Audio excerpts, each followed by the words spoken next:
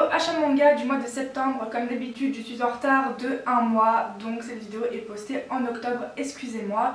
D'ailleurs, dorénavant sur cette chaîne, je vais faire que des vidéos achat manga puisque j'ai la flemme de faire d'autres types de vidéos en rapport avec les mangas.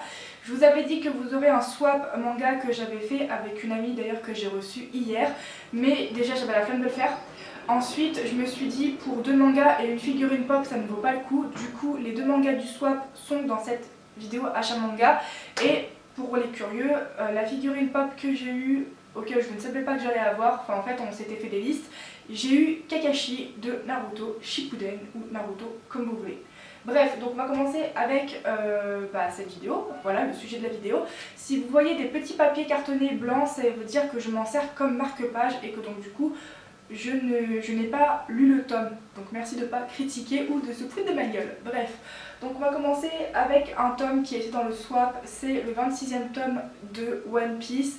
C'est une série que j'adore, je suis quasiment à jour dans l'animé, je l'étais pendant très longtemps, mais je me suis forcée à ne plus regarder les... Donc oui pardon, je disais que par rapport à l'animé, j'ai toujours été à jour, sauf les derniers épisodes qui sortent le week-end, ça ne m'intéresse plus. Néanmoins je vais continuer toujours One Piece jusqu'à ce que ça se termine. Donc du coup voilà, j'ai hâte de lire ce tome, j'aime trop One Piece, que ça soit au niveau du graphisme ou au niveau de l'univers. Ensuite un deuxième tome, c'est le deuxième tome de Karin Chibi Vampire. La dernière fois que je vous avais présenté le premier tome, c'était il y a fort longtemps. Pareil, je ne l'ai pas lu. C'est une série qui n'est plus commercialisée, que j'achète sur Amazon et qui m'a coûté vraiment pas cher. Et pourtant c'est un tome de super bonne qualité. Troisième tome qui était le deuxième tome dans mon swap avec ma meilleure amie, enfin une de mes meilleures amies. C'est le 20e tome de Naruto. Donc je ne l'ai pas lu. Une série que j'ai commencé, le deuxième tome est apparu en France, si ce n'est le 3e tome. Donc cette série que j'ai commencé, en fait, à la base, elle n'était pas dans ma liste de séries à commencer, puisqu'à la base, je n'aime pas trop l'histoire. Tout ce qui est historique, c'est pas mon dada. À la limite, les thèmes qui m'intéressent dans l'histoire, c'est la Première et Deuxième Guerre mondiale. Et après, c'est pas un thème, mais j'aime beaucoup le style vestimentaire de l'époque, notamment les robes d'époque que portait Marie-Antoinette et j'en passe. Mais en soi voilà, c'est pas du tout mon dada d'histoire et c'est une série manga historique, bref. Donc c'est la série Versailles of the Dead. Franchement, grosse révélation, un coup de cœur cette série. Que ça soit au niveau du graphisme, j'aime beaucoup la façon comment c'est dessiné par l'auteur. J'ai beaucoup aimé ce premier tome, j'ai été déçue de un truc, j'ai hâte d'avoir le deuxième. Donc là, petit spoil et je vais vous dire à partir de combien de temps vous pourrez reprendre ces vidéos pour ne pas être spoilé. Mais j'ai été dégoûtée que Marie-Antoinette dans ce tome s'est fait décapiter par les zombies. Voilà. Et deuxième spoil, alors ça peut être logique dans un sens, mais pourquoi mettre un personnage dans ce tome qui meurt au début des premières pages? Alors en soi c'est normal puisqu'on va parler de Marie-Antoinette, donc l'auteur a mis Marie-Antoinette sur cette première de couverture, mais c'est dommage de mettre un personnage qui meurt directement. Mais bon, après je le comprends.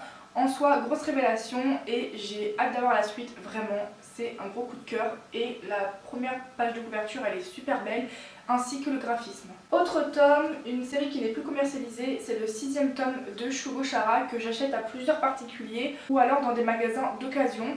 Alors d'un côté j'ai hâte de finir cette série puisqu'elle me saoule. Alors vous allez me dire, c'est toi qui as pris la décision de commencer cette série. Oui, parce que c'est une série de mon enfance, mais j'aimerais bien la finir vite pour pouvoir commencer une nouvelle série ou alors m'avancer sur les séries que j'ai déjà. Donc je trouve que cette série au niveau du graphisme est un peu dessinée, alors c'est pas méchant mais un peu enfantin.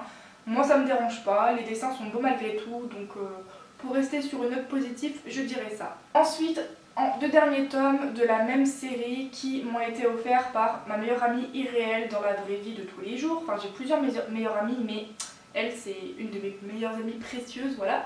En fait c'est elle qui m'avait acheté les premiers tomes d'avant et pour mon anniversaire qui est déjà passé, elle m'a acheté le 5e et 7e tome. Le 5e tome je l'ai lu sauf le 7e. Et c'est une série terminée en 7 tomes et je veux bien sûr parler de Jusqu'à ce que nos os pourrissent. Les couvertures sont sublimes, le graphisme est sublime. C'est un thriller super intéressant, super enrichissant, je ne sais pas, c'est peut-être pas le bon terme, mais c'est un vrai coup de cœur. Je suis amoureuse des couvertures. J'aime tout dans cette série et ce que je vais vous dire n'est pas un spoil. Avant de vous dire un petit truc par rapport à cette série, je vais quand même vous montrer le 7e tome que je ne peux pas lire puisque elle n'a pas trouvé le 6e tome. Donc voilà le 7e tome qui boucle la série. Alors en parlant de la série jusqu'à ce que nos œufs pourrissent, j'ai ma petite idée de qui c'est qui a pu être le tueur. Je ne pense pas que ça soit un des ados parce qu'ils ont déjà fait assez de mal comme ça, donc je ne pense pas que le maître chanteur dans cette série soit un des gosses. Je pense savoir qui c'est puisque c'est un personnage qui ma foi est louche. Mais en tout cas ce que je peux dire c'est que si l'auteur aurait voulu garder le maître chanteur anonyme pendant toute la série, c'est un peu raté puisque moi je pense avoir découvert qui c'était. J'ai un petit peu feuilleté les pages du 7e tome et je suis sûre que c'est lui, oui, lui. Donc voilà, après pourquoi, si c'est vraiment lui que je pense, là la question est mais pourquoi lui un maître chanteur? Pourquoi c'est quelqu'un de mauvais? Franchement. Donc j'ai hâte de lire ce 7e tome. Faudrait-il avoir le 6e? Je ne sais pas quand est-ce que je l'aurai, si c'est moi qui vais l'acheter ou si c'est ma meilleure amie, mais je pense que ça va être moi puisque mon anniversaire est pour septembre 2020, voilà, hein, il est déjà passé. Mais en tout cas, gros coup de cœur, j'adore et je suis un peu dégoûtée qu'il soit terminé, mais quelque part c'est bien que ça soit une série courte. Voilà, cette vidéo est terminée, j'espère qu'elle vous aura plu. Je vous dis à plus dans une prochaine vidéo achat manga et ça sera celle d'octobre 2019 avec du retard. Mais vaut mieux tard que jamais comme on dit. Et moi je vous dis à plus dans une autre vidéo. Salut!